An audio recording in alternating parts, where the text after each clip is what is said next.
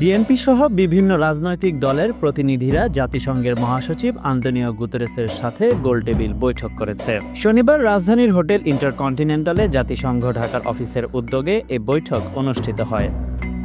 বৈঠক শেষে বিএনপি মহাসচিব মির্জা ফখরুল ইসলাম আলমগীর বলেছেন, সংস্কার সম্পর্কে জাতিসংঘের মহাসচিবকে অবহিত করা হয়েছে। আমরা জাতিসংঘের মহাসচিবকে বলে এসেছি সংস্কারের বিষয়ে, আর সংস্কার তো অবশ্যই করতে হবে। সংস্কারের কথা তো আমরা আগেই বলেছি। বিএনপি মহাসচিব বলেন, আমরা বলেছি নির্বাচন কেন্দ্রিক যে সংস্কারগুলো আছে তা দ্রুত শেষ করতে হবে। নির্বাচিত পার্লামেন্টের মাধ্যমে বাকি বিষয়গুলো শেষ হবে। এ বিষয়ে জাতিসংঘের মহাসচিব কোনো মন্তব্য করেছেন কিনা এমন প্রশ্নের জবাবে তিনি বলেন, তিনি কোনো কমেন্টস করেননি। আপনারা জাতিসংঘের মহাসচিবকে নির্বাচন বিষয়ে কোনো টাইম ফ্রেম দিয়েছেন কিনা জানতে চাইলে মির্জা ফখরুল বলেন, এখানে টাইম ফ্রেমের কথা বলা কোনো প্রয়োজন নেই। নির্বাচন তো আমাদের অভ্যন্তরীণ বিষয়, টাইম ফ্রেমের কথা কেন তাদেরকে বলবো। Desk report, news now 24।